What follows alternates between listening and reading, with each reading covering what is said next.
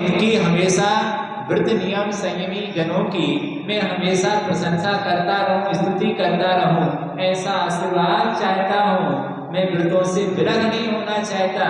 नियम से जो व्रती जनों की व्रतों की प्रशंसा करता है उसे व्रतों की प्राप्ति हो जाती है। जो अनादर करता है उसे कभी व्रतों की प्राप्ति नहीं होती है। और क्या कह रहा है चौथी भावना, दोष ढाकूं।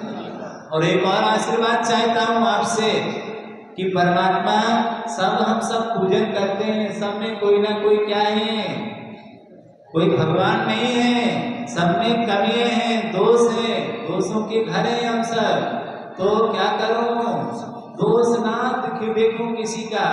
अने मेरी दृष्टि दोषग्राही है। मैं हर आदमी के अंदर क्या देखता हूं, अच्छाई दिखाई नहीं देती। हर आदमी में शैतान दिखाई देता है, भगवान दिखाई नहीं देता। क्योंकि हमने ऐसी नकारात्मक सोच ही बना ली है कि जिसके घर जाएंगे, जिससे मिलेंगे, उसके वहां पर निंदा गढ़ा शुरू कर देंगे। तो भगवान से प्रार्थना करता है कि दोष ढाको सभी का। भगवान धर्म की अप्रभावना ना हो। यदि दोष दिख जाए किसी धर्मात्मा जनों में तो उसकी क्या कर दूं, सेफ्टी कर दूं। छोड़ो, हमें तो अच्छाई ग्रहण करना है और आगे बढ़ना है। ऐसा भाव मेरे अंदर सतत बना रहे। उस बुराई को देखकर मैं धर्म से ना डिगूं, अपितु मैं धर्म के मार्ग पर लगा रहूं। ऐसी भावना उसने चौथी व्यक्त की है। बोलूं प्यारे, पांचवी भावना रख रहा है कि भगवान मैं बोलूं तो सही, लेकिन कैसा बोलूं, बोलूं प्यारे वचन हित के, मैं आपकी भक्ति करूं, ऐसे वचन बोलूं जिससे दूसरों के दुख पीड़ा ना हो, दूसरे का दिल छार छार ना हो, किसी को पीड़ा का कारण ना बने। मेरी वाणी बाण ना बने, बीड़ा बने। बाण का काम ना करे, वो किसी को विध्वंस के काम में ना आए। अब तो मेरी वाणी से किसी का कल्याण हो जाए। तो मैं बोलूं प्यारे वचन हित के। मैं कभी ऐसे वचन ना बोलूं जो हिंसा की पुष्टि कर रहे हो, पाप की पुष्टि कर रहे हो, अनैतिकता की पुष्टि कर रहे हो, अधर्म की पुष्टि कर रहे हो, पाप की पुष्टि कर रहे हो। ऐसे बुरे शब्द मेरे जिह्वा से ना निकले कि मारो, काटो, तोड़ दो, चीर दो, फाड़ दो। ऐसे अहत अपकारी शब्द मेरे जिह्वा से, मेरे मुंह से ना निकले। तो बोलो प्यारे वचन। मैं कैसा बोलूं, जब बोलूं तो हितकारी बोलूं। मेरे बोलने से हजारों को जिंदगी मिल जाए, मेरे बोलने से हजारों की जिंदगी ना छिन जाए। मैं ऐसा ना कह दूं कि ये तो खाली कर दो, इसको जला दो, इसको नष्ट कर दो। ऐसी भाषा मेरे मुख से ना निकले। ऐसा मैं बोलूंगा, हजारों की जिंदगी क्या हो जाएगी, नष्ट हो जाएगी। इस पेड़ पौधों को काट दो, इस पानी को बहा दो, गिरा दो, क्या क्या होगा, हिंसा कर दो, ये काटने की, पीटने की, बिच्छानी फेंक दो। ऐसा मेरे मुख से जरा भी शब्द हिंसा के समर्थन में कोई शब्द ना निकले जिससे महाभयानक हिंसा होना हो। तो वो कह रहा है बोलो प्यारे, हाँ, दूसरों को पीड़ादायक ना हो, दूसरों का अपकार करने वाले हो, बचाने वाले, रक्षा करने वाले वचन बोलो। और छठी भावना क्या करता है, क्या करूं मैं, आपका रूप ध्यान। भगवान ये सारी प्रवृत्ति करता हुआ मैं आपको ना भूलूं, मैं आपकी सतत क्या करूं, सेवा करूं, आपका रूप ध्यान। कब तक ध्यान, क्या सातवीं भावना क्या रखता है, मैं सतत आपकी आराधना करूं, लेकिन कब तक करूं, जब तक ऐसा आशीर्वाद देना, जब तक निर्वाण की प्राप्ति ना हो। तब पद क्या बोलते हैं, तब पद मेरे लिए में हम हुए पुनीत तेरे चरणों में, तब लो अनिल रहो प्रभु, जब न पाया मुक्ति पद में। तो कह रहा है भगवान मैं ये भावना भरता हूं कि जब तक निर्वाण की प्राप्ति ना हो जाए, मोक्ष ना चला जाऊं, तब तक हम आपकी आराधना करते रहें। आपके चरणों में मेरा मस्तक हमेशा झुका रहे देवसास गुरु के चरणों में, अहंकार ना जाए, इनकी अभिनय ना करने लग जाऊं, तो हमेशा इनका दास बना रहूं जब तक मुझे अंतिम निर्वाण की प्राप्ति ना हो। कितनी भावना हो गई,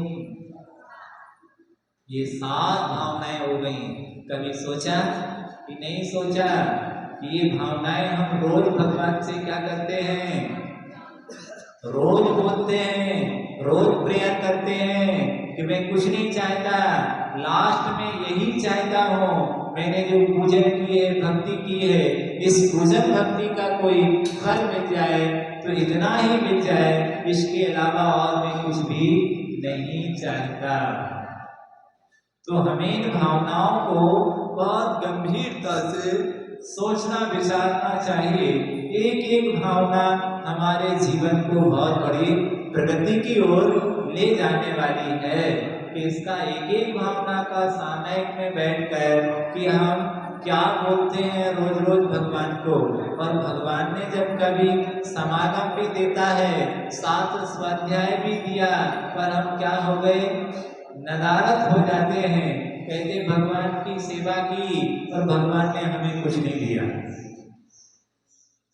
सेवा तो की हमने भगवान की, भगवान ने क्या दिया, भगवान ने तुम्हें सब कुछ दिया था, लेकिन तुमने लिया कब,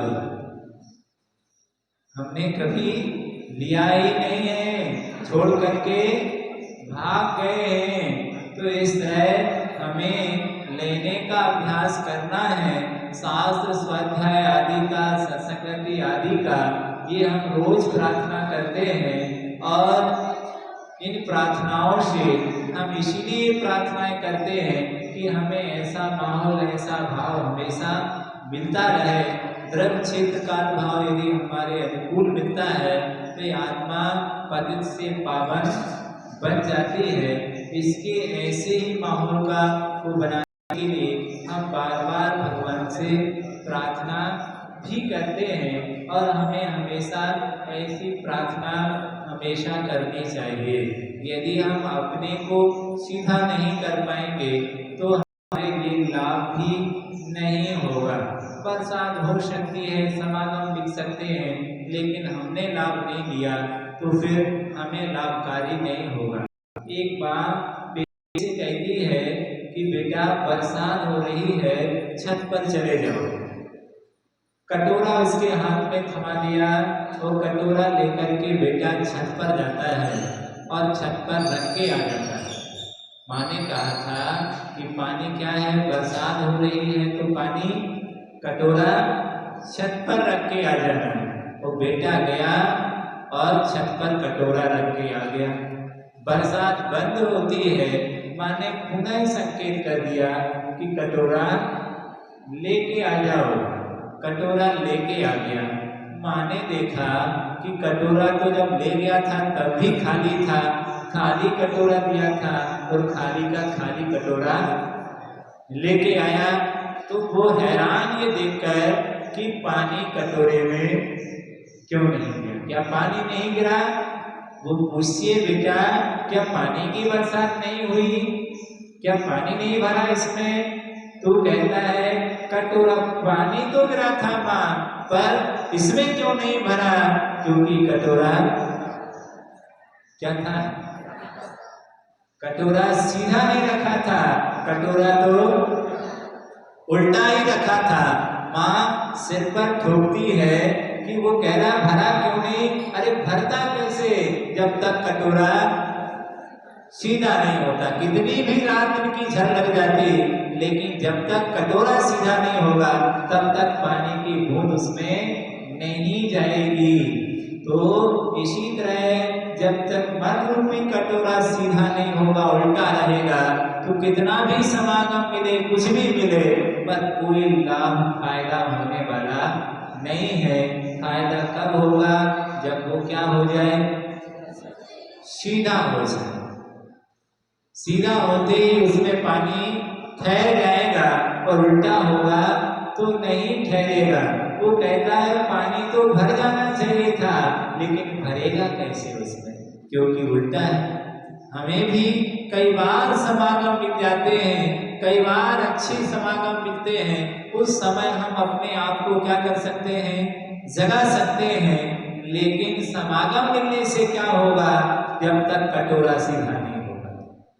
तीर्थंकर भी मिल जाए तो भी कुछ नहीं कर सकते। क्या तीर्थंकर के मिलने से कल्याण हो जाएगा? क्या तीर्थंकर मिलने से उत्थान होता है? ये मत रहना। यदि तीर्थंकर के मिलने से कल्याण हो जाता है तो मारीची का कल्याण होना चाहिए था। साक्षात भगवान के शरण में गया था, देखा था, उसे तीर्थंकर नहीं दिखे, तीर्थंकर भीतर दिखा, क्योंकि कटोरा कैसा था, उल्टे ही था। लोगों ने उपदेश दिया, बताया, समझाया, लेकिन कुछ भी बात उसके चित्त पर नहीं चढ़ी, क्योंकि कटोरा तो उल्टा ही था। ऐसे हमें कोई कितना भी समझाएगा, जब तक कटोरा सीधा नहीं होगा तब तक सम्यक ज्ञान प्रवेश नहीं करेगा। कल्याण करने के लिए सहज और सरल बनने की बहुत आवश्यकता है। मोक्ष मार्ग में पढ़े लिखे की जरूरत नहीं है, इसकी जरूरत नहीं है। हम समझते हैं मोक्ष मार्ग किसका है, जो बहुत ज्यादा पढ़ा लिखा है। मोक्ष मार्ग पढ़े लिखे लोगों का नहीं होता। मोक्ष मार्ग के लिए सरलता और सहजता चाहिए होती है। जितने सरल और सहज बनोगे उतने जल्दी मोक्ष मार्ग में आगे बढ़ जाओगे, और यदि कठोर बनोगे तो फिर मोक्ष मार्गी बन नहीं पाओगे। यहाँ इतने सरल और सहज बन जाना कि गुरु ने जो कहा है तो उसे आंख बंद करके क्या करना है, स्वीकार करना है। यही है, उसमें हमारे लिए उनकी आज्ञा का पालन करना है। दिमाग उसमें नहीं लगाना है, उसमें दिल लगाना है। क्या लगाया जाता है? एक दिमाग लगाता है, एक क्या लगाता है, दिल लगाता है। दोनों में बहुत बड़ा अंतर है। भगवान की भक्ति में दिमाग नहीं लगाया जाता, यहाँ दिल लगाया जाता है। भक्ति दिल से की जाती, दिमाग से नहीं की जाती। जब व्यापार करने जाओ तो वहां दिमाग लगाओ, वहां दिल मत लगाना, वहां दिमाग लगाना कि व्यापार कैसे चलेगा। और भक्ति दिमाग लगाओगे, अरे तब तो बहुत सारे विकल्प में खड़े हो जाएंगे। किसने कहा भक्ति क्यों करना चाहिए, कैसी करना चाहिए, क्या है, हजारों विकल्प खड़े होंगे आपके लिए। दिमाग लगा रहे हो ना इसके लिए। अब महाराज कहाँ जाएंगे, महाराज कौन से हैं बताओ, कौन से संघ के हैं, कौन से संप्रदाय के हैं, कौन से पंथ के हैं, 13 पंथी 20 पंथी, क्या कौन से आए, कौन से संघ के, जमाने भरे के विकल्प लगाओगे तो नवोस्तुति कर पाओ। क्योंकि यहाँ क्या चाहिए है, यहाँ दिमाग नहीं चाहिए, यहाँ क्या चाहिए, दिल चाहिए, भक्ति चाहिए, श्रद्धा चाहिए। दिमाग लगाओगे भगवान कौन है बताओ, इसकी प्रतिष्ठा किसने की, भगवान की, किसने बनाया, किसने विराजमान किए यहाँ पर, बोलो वो कौन सा व्यक्ति गरीब है कि अमीर आदमी है, बताओ किसकी है, धातु की, पाषाण की, किसके भगवान है, तो हम पूछेंगे कब इनकी प्रतिष्ठा हुई। अब हम कब प्रतिष्ठा हुई वो पूरा बताओ पहले उनके लिए, हुई कि नहीं प्रतिष्ठा, क्या पता झूठ बोल दिया हो। ये सारी चीजें हमें बताइए। अब बताओ व्यक्ति नमस्कार कर पाएगा क्या, इसी में उलझा रहेगा कि बताओ कौन सी समाज ने की है, कौन सी समाज के लोग यहाँ पर आए थे, उसमें क्या क्या हुआ था, कैसे संस्कार हुए थे, आदि आदि बढ़ गए। अब यहाँ पर ये सब दिमाग लगाने की जरूरत नहीं है। जिन बिंब चाहे माटी के हो, चाहे सोने के हो, चाहे पाषाण के हो, किसी के भी हो, अब वो हमारे लिए क्या हो गए हैं, पूजनीय वंदनीय हो गए। आप तो उनकी वंदना करो और उनका संचय कर लो। अब इसमें माला लगाने की जरूरत नहीं है। ये भक्ति का मार्ग है, यहाँ श्रद्धा का मार्ग है। यहाँ पर अपनी श्रद्धा का परिचय दीजिए, भक्ति से उसे स्वीकार करो कि गुरु ने कहा है कि 28 गुरुओं का तुम्हें ऐसे ऐसे पालन करना है, बस पालन करना उन्होंने बता दिया। और उसके लिए दिमाग मत लगाइए, दिमाग लगाओगे तो बहुत बड़ा गड़बड़ हो जाएगा। उन्होंने जो कहा है सो उसे स्वीकार करना होता है, वहाँ पर समर्पण करना होता है। जो कह रहे हैं वो उनकी क्या है, सुनते जाओ, वो क्या क्या कह रहे हैं और उसे आत्मसात उतारते जाओ। आचार्य महाराज ज्ञान सागर जी के पास गए और उन्होंने जो जो कहा वो क्या करते गए, बुद्धि नहीं लगाए, वो लेते गए। लेना ही शिष्य का धर्म है, तभी उसका कल्याण होगा। हर बात बात पर प्रश्न करेगा, ये ऐसे नहीं तो ऐसे, किसने देखा स्वर्ग, किसने देखा नरक, गुरु ने कह दिया बदला क्या है, अब स्वर्ग नरक में। अब हमें इसके दिमाग लगाने की जरूरत नहीं है, क्योंकि जो गति हमारी होगी वो गति गुरु की होगी, जो गुरु की होगी वो हमारी होगी। उन्होंने कहा है संयम लेना हमारा जीवन की सार्थकता इसी में है, हिंसा करना अधर्म है तो अधर्म है, इसमें दिमाग लगाने की अब बिल्कुल भी जरूरत नहीं है।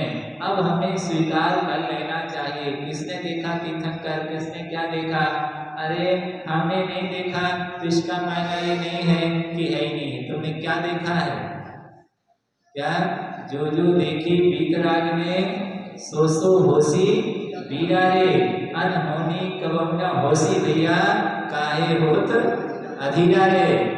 सुन ले महावीर की वाणी, हर ले भोगी पीरा। तो क्या क्या देखी वीतराग ने, तू क्या जाने कीरा रे। जो जो देखी है वो तुमने कभी जाना नहीं है, तुम कुछ भी नहीं जानते हो। हजारों प्रश्न दाग रहे हो उनके ऊपर, पर हमें ये सोच लेना चाहिए कि उनका उद्देश्य ही हमारे लिए कल्याणकारी होता है, उसमें दिमाग लगाने की बिल्कुल भी जरूरत नहीं है। ज्यादा दिमाग लगाओगे तो भटक जाओगे, रास्ता बिल्कुल भी नहीं मिलेगा, क्योंकि उनके वो गुरु महाराज ने उनको परंपरा दी है, वह परंपरा चली आ रही है। तो इस तरह यह भक्ति में जिनेंद्र भगवान की हमारा दायित्व है कि हमें इस प्रकार से भक्ति करना चाहिए जिससे हमारा मन प्रसन्न हो जाए और ये 7 बातों की हमें क्या हो जाए, प्राप्ति हो जाए। ये 7 बातें मिल गई तो हमारा मोक्ष मार्ग क्या हो गया, प्रशस्त हो गया। अब कुछ करने की जरूरत किसी को भी नहीं है। देव शास्त्र गुरु इनके पास सरेंडर होके जाना पड़ता है। सरेंडर हो गया मतलब काम पूरा हो गया। जब तक सरेंडर नहीं होगे तब तक काम बनेगा नहीं। इनको सिखाया नहीं जाता है, इनसे सीखा ही जाता है कि हमें सीखना है, इसके लिए ही हम आए हैं। और ये विद्यार्थी का लाइफ जीवन भर बनी रहे कि हमें तो अभी बहुत कुछ सीखना बाकी है। ऐसा भाव रहेगा तो नम्रता का भाव हमेशा बना रहेगा। और ये भाव आ गया कि अब तो हम क्या हो गए हैं, अब तो हम सब कुछ, तो फिर अहंकार भर जाएगा और हम दूसरों को हीन भावना से देखने लगेंगे। एक बेटा एक दिन वह तस्वीर बना करके अपने पिता के पास ले जाता था, तो अक्सर उसका पिता उसकी तस्वीर को क्या कर देता था, उसमें कमियां उसको बता देता था। इससे बड़ा हैरान था। एक दिन उसने सोचा कि क्यों ना हो तस्वीर बनाई जाए, और अब हम नहीं कहेंगे कि हमने बनाई, हम क्या कहेंगे, किसी और ने बनाई देखो क्या होता है, मित्र ने बनाई देखो क्या होता है। हमारी तो कमी हजारों बार निकालते हैं, जब दूसरे की बात करते हैं तो उसको प्रोत्साहन देते हैं। और एक दिन जैसे वह पिता वहां पर घूम रहे थे तो वह तस्वीर उसने वहां पर रख दी। पिता ने देखी तो उसको बताया कि कितनी सुंदर तस्वीर रखी हुई है, इस कलाकार ने कितनी बढ़िया मेहनत करके इस तस्वीर को बनाया है, बहुत उच्च क्वालिटी का वह कलाकार होना चाहिए, ऐसी क्वालिटी तुम्हारे अंदर भी आना चाहिए। वह छात्र जो था, वह जो बेटा था, वह कहता है कि पिताजी आपको क्या नहीं है, मालूम नहीं है कि ये तस्वीर किसने बनाई है, ये तस्वीर तो मैंने ही बनाई है।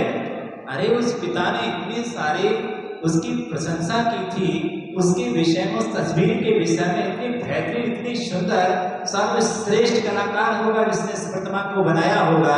जैसे उस बेटे ने कहा कि आपको मालूम नहीं है ये प्रतिमा तो मैंने बनाई है, जैसे उसने ये कहा वैसे ही उस पिता का चेहरा क्या हो गया उतर गया। तो बेटा कहता है कि आखिर ऐसा क्या कर दिया मैंने, ऐसी कौन सी गलती कर दी मैंने, आखिर जो चीज बनाई थी वही तो मैंने बताई है कितनी अच्छी बनाई है और आपके लिए क्या दिक्कत होगी इससे।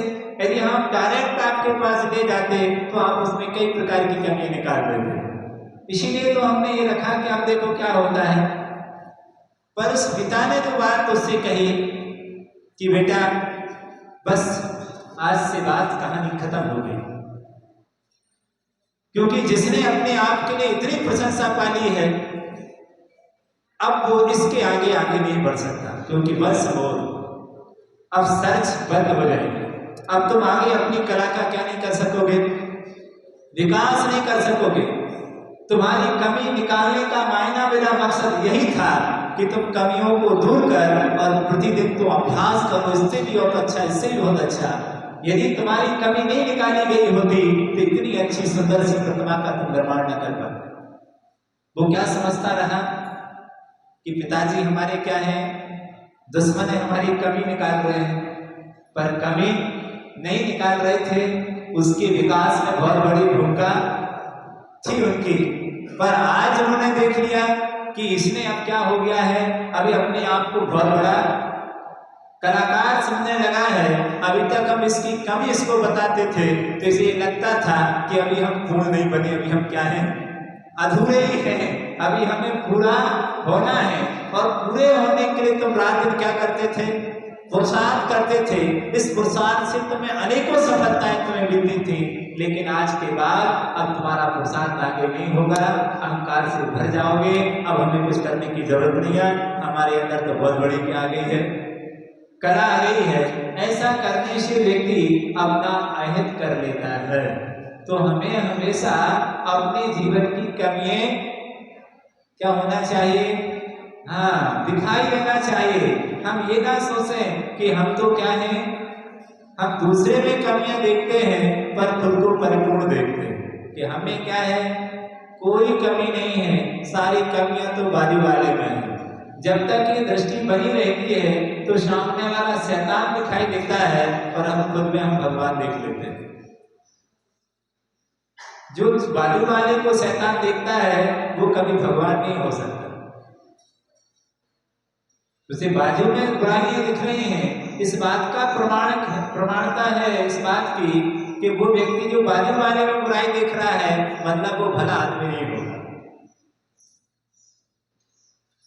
क्योंकि भले को बुराई बाहर दिखती नहीं है, उसे हमेशा अपनी ही बुराई दिखती है कि मेरे में इतनी बुराई है, इनको और क्या करना है, आगे इनको और करना, हमें आगे बढ़ना है। प्रति क्षण जब हमें बुराई दिखती रहती है तो अपनी बुराई को दूर करने का भाव हमेशा बना रहता है। यदि आपके चेहरे में कालिमा लगी है तो जब तक आपको ना दिखे तब तक कोई बात नहीं है, लेकिन दिखने के बाद क्या भाव आ जाता है, कालिमा को छुटाने का भाव आता है। यदि आप कालिमा को कालिमा ना माने, मान ले चेहरे का वो मान ले वो ऐसे है, तब तो आपको छुटाने का भाव नहीं आएगा। लेकिन आप ये मानेंगे कि नहीं ये कालिमा लग गई है तो आप उस कालिमा को छुटाने का भाव है कि मेरा स्वभाव नहीं है, ये विभाव है, गंदगी है, इसे मुझे निकालना चाहिए। तत्काल आप उसे निकालने की कोशिश करते हैं, लेकिन उस कालिमा को यदि अपने उसका स्वभाव मान लें कि ऐसा ही हमारा चेहरा, तो आप कभी दूर नहीं कर सकते। यदि आप बुराई को ही स्वभाव मान लेंगे तब फिर आप उस बुराई को कभी दूर नहीं कर पाएंगे, क्योंकि उस बुराई को ही आपने क्या मान लिया है, स्वभाव मान लिया है। हमारा क्रोध, हमारी गुस्सा, हम तो निंदा करने का भाव है, हमें तो गुस्सा आ जाता है, आपको गुस्सा आ जाता है, हम तो निंदा कर देते हैं, आप उसको कह रहे हैं हमारा स्वभाव है। यदि बुराइयों को स्वभाव मान लोगे तो कभी उनको छोड़ने का भाव नहीं आएगा और कभी आपसे उससे ऊपर उठ नहीं पाएंगे। हम कोई भी बुराई है उसे अपने जीवन का मत मानिए, उसके लिए उसके प्रति ये सोचिए कि हमें इसको क्या करना है, छोड़ना है, इसे हमें हटना है, ये मेरा स्वभाव नहीं है। धीरे धीरे उसके प्रति छोड़ने की पहल करिए।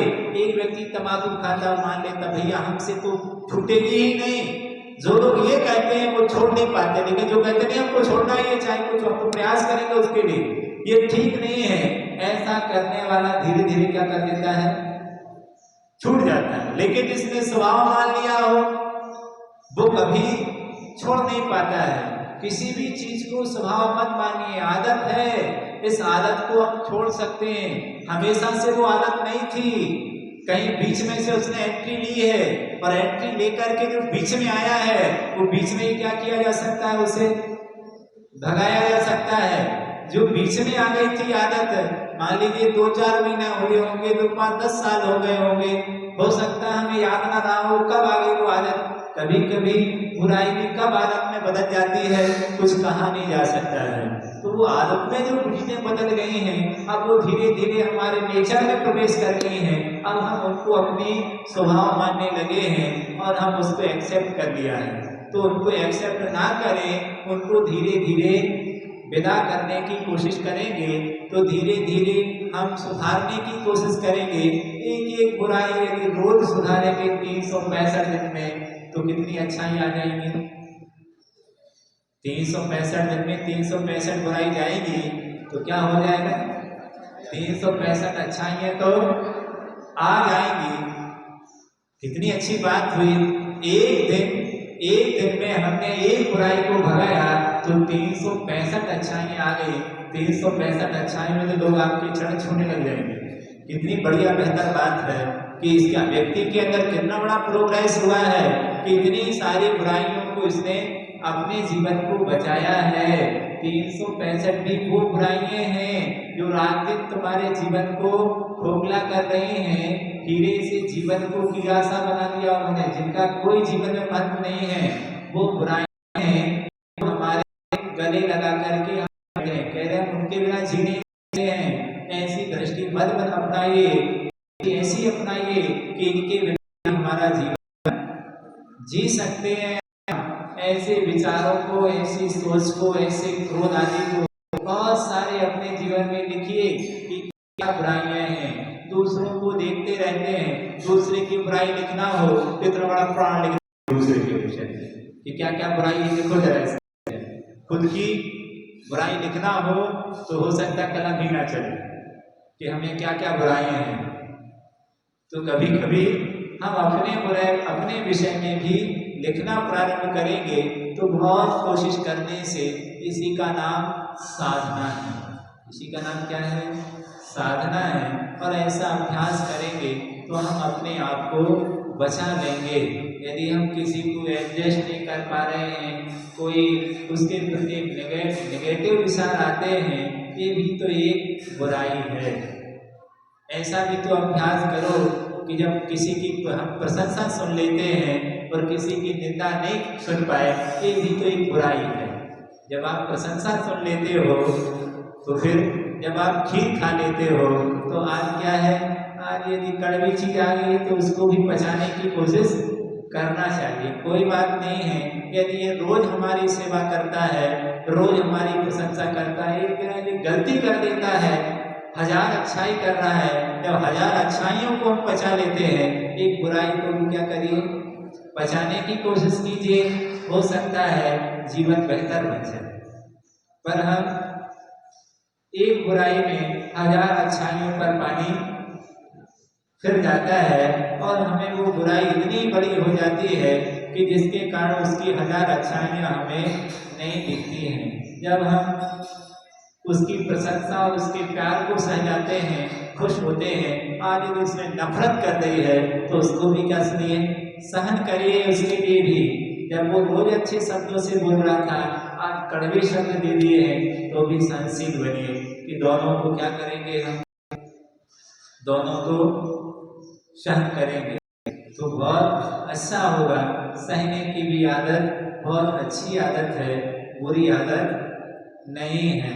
तत्काल किसी क्रिया की प्रतिक्रिया करना ठीक नहीं है, क्योंकि ऐसी क्रिया से हमारे संस्कार बन जाते हैं तत्काल प्रतिक्रिया की प्रतिक्रिया करने के। इससे जीवन में बहुत बड़े कष्ट उठाना पड़ते हैं। जिस किसी ने कुछ कहा और उनका स्पॉट वहीं पर उसे निपटा दिया, हो सकता है सामने वाला भारी हो तो जीवन में बहुत बड़ा संकट का सामना करना पड़ सकता है। इसलिए हर बात की क्रिया की प्रतिक्रिया ठीक नहीं है। थोड़ा सा सामंजस्य बनाने की भाव रखें तो बहुत अच्छा होगा। तो इस तरह ऐसी बहुत सारी बोलने की आदत है, तत्काल कुछ भी बोल रहे हैं, कुछ भी जवाब दे देते हैं। ये बोलने से आपकी वचन सिद्धि खत्म होती है। जो लोग बहुत ज़्यादा बोलते हैं वो लोग उसके नाम से खकला है। खकला मतलब जहाँ मिल जाए वहाँ क्या होता है, समय बर्बाद कर देता है, इतना बोलता है। तो ज़्यादा बोलने से प्रतिष्ठा वचन सिद्धि खत्म हो जाती है। जितना कम बोलोगे उतनी प्रमाणिक रहोगे, क्योंकि कम बोलोगे तो लोग फिर क्या करेंगे, आवश्यकता पड़ने पर ही जवाब दीजिए। यदि बहुत ज़्यादा बोलेंगे तो ठीक नहीं होगा, इससे वचन सिद्धि नहीं होती है। मौन रहने वाला, कम बोलने वाला वचन सिद्धि को प्राप्त हो जाता है। जो कह दे वो क्या होगा, हो जाएगा, क्योंकि कमी बोलता है और बोला है तो कुछ ना कुछ तो उसमें तत्व होगा, तभी बोला है। और ऐसा कोई हजारों बार बोलता रहता है तो उसके बात पर कोई प्रभाव नहीं होता है। एक जो है लकड़हारा था, बकरी चराता था। वो बकरी चराता रोज बोलता था कि देखो हमारी बकरी को शेर ने पकड़ लिया, शेर ने पकड़ लिया। तो लोगों ने जब जाते थे तो हंसने लग जाता था, बोलिए तो झूठा है, जब चाहे बोलता रहता है कुछ भी। एक दिन सही में बकरी को पकड़ लिया, चिल्लाता रहा, कोई नहीं आया, क्योंकि सबको मालूम था ये तो बोलता ही रहता है। इसलिए जबरदस्त उसे हानि उठाना पड़ी। अनावश्यक चेष्टा ठीक नहीं है। हम अपनी चेष्टाओं को बदलेंगे तो जीवन बहुत ही बेहतर होगा। हम बदलेंगे, जग बदलेगा। हम बिगड़ेंगे, जग बिगड़ेगा। इस युक्ति को हमें हमेशा ध्यान में रखना चाहिए कि सुधार की जरूरत हमें अपने अंदर है और हमें सचेत होकर के प्रत्येक व्यक्ति को अपनी अपनी जिम्मेदारी है कि हम अपने को क्या करें, संभालें और बुराइयों से बचाएं। इसी का नाम विवेक है, इसी का नाम बुद्धि है। यदि ऐसा नहीं कर पाए तो हम पढ़े लिखे नहीं हैं, अनपढ़ हैं। शिक्षित शिक्षा वही है जो हमें अपने अवगुण दिखाए, अपनी बुराइयों को का भी अवलोकन कराए कि हम कहाँ पर खड़े हैं, सही क्या है और गलत क्या है। इसका जो निर्णय दे उसका नाम होता है शिक्षा। शिक्षा का मायना वह ये नहीं है जो आज हम लगा लिया कि पढ़ा लिखा कोई PhD होल्डर होना चाहिए, सो क्या हो वो शिक्षित होगा। नहीं, वो हो सकता है कि ऊँटा लगाता हो लेकिन शिक्षित होगा। ऊँटा लगाने वाला आप जाओगे तो क्या लगाएगा वो, लेकिन ऊँटा लगा रहा तो क्या अनपढ़ है? अनपढ़ नहीं है, पूरे गांव को चलाता है। ऐसे ऐसे लोग मिले इतने अच्छे उनके, हमारी अम्मा पढ़ी लिखी नहीं है तो क्या हुआ, वो अम्माएं, लेकिन घर का मेंटेन कैसे किया जाता है, अतिथि को कैसे आतिथ्य स्वीकार कैसे किया जाता है, सारी क्रियाएं गृहस्थ जीवन कैसे चलाया जाता है, ये पूरे परिवार को चलाने की, समाज को चलाने की योग्यता, जबकि उठा छाप।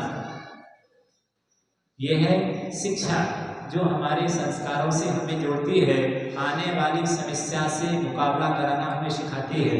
तो उसका तुम्हें फाइट कैसे करना है, मुकाबला कैसे करना है। जो समस्या आने पर भुगला जाए और साहस कमजोर हो जाए उसका नाम शिक्षा नहीं है। कि समस्या आ गई तो हम क्या हो गए, रोने बैठ गए और बोले हम तो पढ़े लिखे। समस्या, शिक्षा तो उसी का नाम है जो समस्या आने पर भी उसको कमजोर नहीं होने देती है, उसके आत्मविश्वास को, कॉन्फिडेंस को बनाए रखती है, उससे जूझने का हौसला देती है कि तुम उससे भिड़ो, फाइट करो, तो पीछे क्यों भाग रहे हो। उसका नाम शिक्षा है। और यदि इससे अपोजिट कार्य हो रहा है, अभी शिक्षा प्राप्त नहीं हुई, मात्र पढ़ लिख करके हम पुस्तकीय शब्दिक ज्ञानी बन गए हैं, पर भी शिक्षा से बहुत दूर है। अभी शिक्षा लेने की बहुत जरूरत है। आचार्य महाराज की सूक्ति, अधिक पढ़े लिखे कम समझदार। पढ़े लिखे तो बहुत हैं पर समझदार बहुत कम है। समझदार का नाम होता है पढ़ा लिखा। तो अपन अपने जीवन को सार्थक बनाए, अहिंसा परमो धर्मः। देखिए भगवान महावीर का बेटा आप लोगों के पास यहाँ पर आ गया और सब लोगों के लिए बहुत अच्छी तरह से भगवान महावीर के विषय में हम कैसे जाने, उनका जीवन हम कैसे परिचय में आए, सब लोगों के लिए हिंदू पुराणों की सबकी राम कहानियाँ किताबों में सबने पढ़नी होंगी, सबके चरित्र सबके द्वारा सुनाए गए होंगे, सबने जानकारी में होंगे ही। श्री कृष्ण आदि आदि और भी राम महाराम रामायण आदि बहुत सारे विषय में सारे बच्चे परिचित हैं। कम से कम हम लोग इतना ही करें कि हमारे बच्चे महावीर से परिचित नहीं हैं और ना ही महावीर का चरित्र आपके लौकिक शिक्षा में इस प्रकार से बृहद रूप में रखा गया है। तो कम से कम हम लोग इतना करें अपने घरों में कि बच्चे भगवान महावीर के चरित्र को जान सकें, हम भी जान सकें। आपको भी भगवान महावीर के विषय में जानकारी नहीं होगी, कम से कम ऐसे क्वेश्चन है जो बच्चे पढ़ेंगे तो भगवान महावीर के विषय में जानकारी होगी।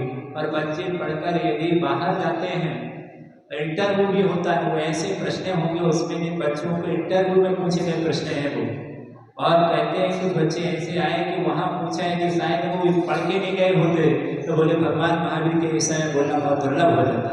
हम जैन हैं और उसने पूछी आपसे महावीर के विषय में, महावीर का जन्म क्या हुआ, महावीर का माता पिता का नाम क्या था, राज कहाँ था, तो बोले महाराज जी वो पढ़ के गए थे, एक ऐसा बच्चा मिला कि वो छतरपुर में था कि हम उनके दम पर के इंटरव्यू में पास हो गए, वरना हमारे महावीर के विषय में इतने प्रश्न पूछने की झाड़ी लगा दी उसने महावीर के विषय में। तो फिर इस तरह से वो ऐसे ऐसे क्वेश्चन हैं जो बच्चों के जीवन भर काम में आने वाले क्वेश्चन हैं, क्योंकि हमारे यहाँ शिक्षा कहीं और तो दी नहीं जाती है, वो अनेक ग्रंथों से खोज करके प्रश्नों का संकलन किया है। यदि हम किसी को महावीर पुराण दे देते तो कोई नहीं देता, इतना मोटा कौन पढ़ता, और महावीर की पूर्ण जानकारी उसमें भी नहीं मिलती। तो ऐसे अनेकों क्वेश्चन हैं जो महावीर से संदर्भित हैं। कम से कम हम लोग महावीर की पूजन करते हैं, महावीर की भक्ति करते हैं, कम से कम महावीर के जीवन को जान तो लो कि महावीर कैसे थे।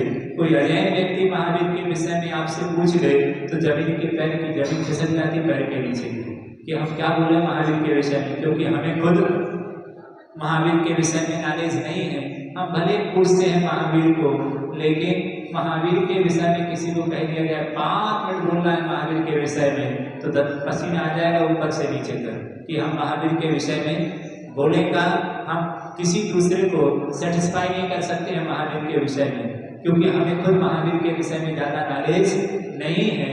तो कम से कम उन सारे बच्चों के लिए महावीर के प्रति बहुत बड़ी श्रद्धांजलि होगी कि हम कम से कम वह 150 नंबर का जो क्वेश्चन है और उसमें उसी में आंसर, उसी में क्वेश्चन, कहीं कुछ नहीं करना है, वही आपको पुस्तक दी जाएगी, आपको उसी को लेना है, उसी में ही सारे क्वेश्चन को उसी को पढ़ना है। और आज से 1 तारीख, आज से यदि कितना महीना हो गया, आज से मतलब 15-20 दिन हो गए यदि लगा लें तो आज से, आज 8 तारीख 9 तारीख है और 9 से 1 तो 22 दिन मान लें। 22 दिन में 150 क्वेश्चन और उसमें से 100 क्वेश्चन आने हैं पेपर में। कितने आने हैं? 100 क्वेश्चन आने हैं, 150 क्वेश्चन हमको तैयार करनी है। आराम से हम रोज यदि 10-10 मिनट भी देंगे तो भी हमें पेपर क्या हो जाएगा, याद हो जाएगा। 50% तो सबको याद होगा वो पेपर। अब करना कितनी मेहनत है। 100 क्वेश्चन और छोटे छोटे क्वेश्चन हैं।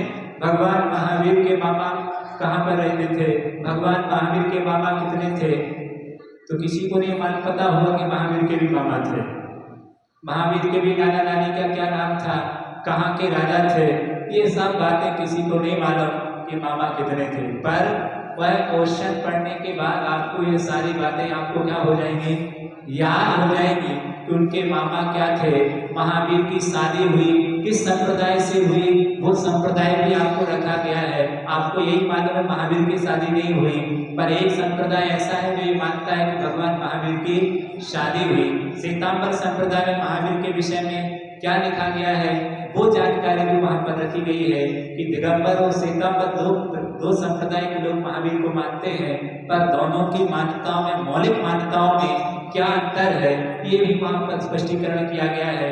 कल के दिन आपका बच्चा बाहर जाता है और उससे जब कहा जाएगा महावीर की शादी हुई तो वो कहेगा महावीर तो बाल ब्रह्मचारी ही थे, विवाद हो जाएगा।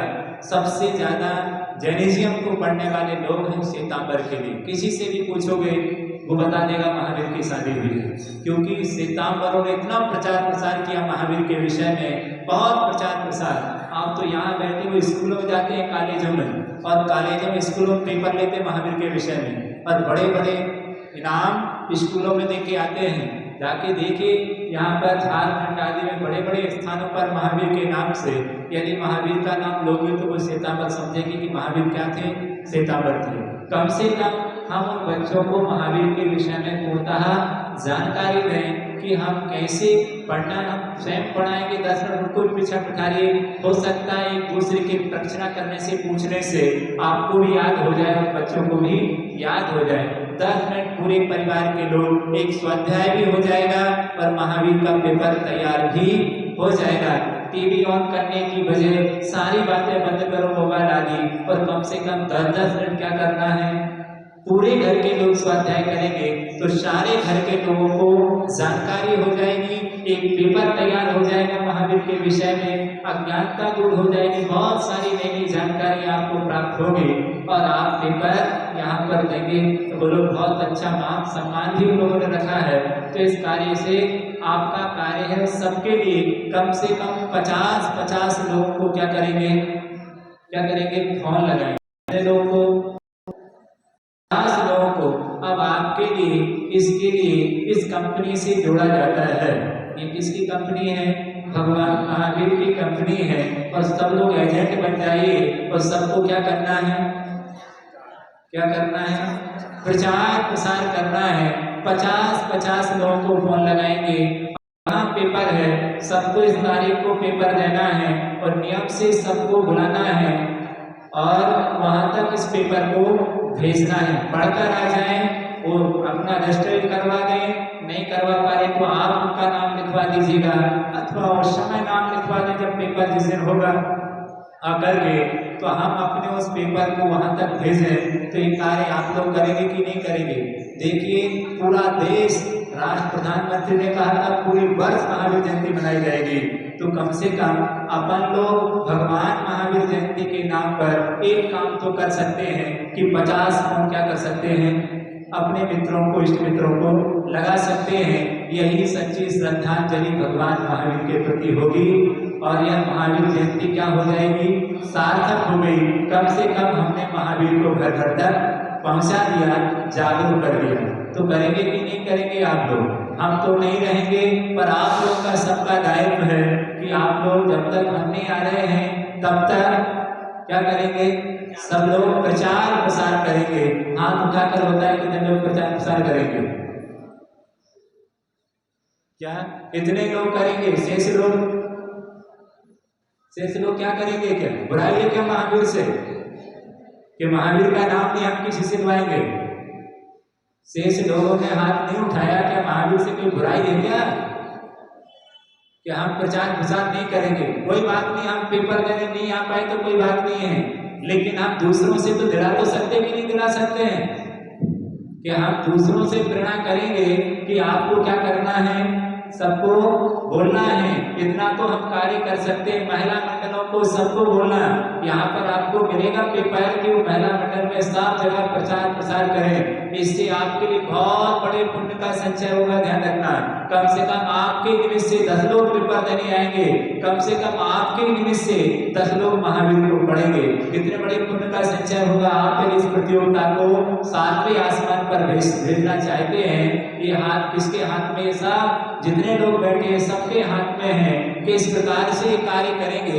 एक महिला जब पूरे देश को हिला सकती है तो इतनी महिला बैठकर क्या पूरे समाज को नहीं हिला सकती है? क्या पूरे टीकाकरण लोगों से पेपर नहीं दिला सकती हैं? ये हमारा अपना दायित्व है कि हम सबको सचेत करें और बोलें कि आपको ये कार्य करना है। महावीर के हितैषी बनिए और इस परंपरा को आगे तक जीवंत रहे, इसके लिए हमें बढ़ चढ़कर भाग लेकर के और हमें प्रयास करना है कि भगवान अमर हो जाए महावीर का नाम और तो सारे बच्चे बच्चे जानने लगे। इससे मतलब नहीं, कोई एजेंट भी यदि देना चाह रहा हो तो आप उसको भी क्या कर सकते हैं, एंट्री करा सकते हैं। ऐसा नहीं जहनी है, कोई सीखना चाह रहा हो, आपका कोई रिलेशन में हो, चाहता हो कि मुझे भी देना है, कोई रिश्तेदारी में हो, आपका बाहर रहता हो दूर दराज पर, तो वो भी देना चाहता हो तो वो भी यहाँ आकर पेपर दे सकता है, बाहर का व्यक्ति भी। तो इस तरह आप सबको प्रेरणा दें और सारे पुरुष वर्गों को भी प्रेरणा दें कि आपको भी इतना काम करना है। कम से कम पूरी जिंदगी में 10 मिनट महावीर को तो दे दो, कम से कम पढ़ तो लो महावीर के लिए, पूजा है, उनके विषय में जानकारी भी तो हम एकत्रित कर लें। ऐसी मेरी भावना है। अब साकार करना किसके हाथ में है, आप सब लोगों के हाथ में है। तो यही नियम है आज का सब लोगों के लिए, जब तक भगवान महावीर का पेपर नहीं हो जाता तब तक के लिए इस नियम को सबको पालन करना है। हाँ, पेपर होगा 1 तारीख को, आने वाली 1 होगी, उसमें आने वाली 1 तारीख को पेपर होगा शाम को 7 बजे से, यानी 10-15 मिनट पहले आना, 6:45 बजे, और 7 बजे से पेपर होगा 8 बजे तक 1 घंटे का पेपर होगा। कितने घंटे का? 1 घंटे का पेपर है, 2-4 घंटे का पेपर नहीं है। टिक मार्क भी पेपर है, टिक मार्क होगा। कहीं आपको खाली रिक्त स्थान भी भरना पड़ेंगे, कहीं आपको ऑब्जेक्ट भी करना पड़ेगा। ऐसा नहीं कि पूरा पेपर आपको लिखना ही पड़ेगा, नहीं, बहुत सारे हैं जिसमें टिक मार्क है, बहुत सारे आंसर का क्वेश्चन आंसर भी वहीं पर लिखा हुआ, आपको सिर्फ जोड़ी मिलाना है, देखना है कहाँ क्या है, टिक लगाना है। धीर है, लघु द्वीप प्रश्न है, बहुत सारा जो जैसा स्कूल में पेपर आता है उसी भाषा में पेपर है, इसलिए आपको कठिनाई नहीं जाएगी। नहीं सोचना हम फेल हो जाएंगे, सब लोग हमारी बेइज्जती करेंगे। जो फेल होगा उसका नाम भी नहीं बोला जाएगा। नाम किसका बोला जाना है? पास वालों का। फेल वालों की हम चर्चा ही नहीं करते। क्या और बच्चे ऑनलाइन में बाहर हैं, फिर उनकी रक्षा कैसे होगी? नकल कर ले तो क्या हम कैसे देख पाएंगे? तो आपको पेपर कठिन नहीं है, आपको पेपर देना है अच्छे से उत्साह के साथ में। ये नहीं सोचना है कि आप फेल हो जाएंगे, फेल नहीं हो सकते हो, पास होगे। और फेल हो जाओगे कोई किसी को बताना नहीं कि कोई फेल हो गया। सब क्या है, बोले जाएंगे सब अच्छे बेहतर से बेहतर नंबर लाए हैं। तो इस तरह से ये नहीं सोचना कि हमारा नाम आ जाएगा, खराब हो जाएगा समाज में। हमारा नाम खराब नहीं करेंगे, ऊपर रखेंगे, अच्छी मेहनत की है। तो फेल कर जो नहीं देने वालों की अपेक्षा फेल होने वाले भी बहुत महान हैं। भले फेल हुए लेकिन उन्होंने पुरुषार्थ तो किया है, इसलिए फेल पास का कोई सवाल नहीं होना चाहिए। जय वाणी के ज्ञान से सूझे लोग।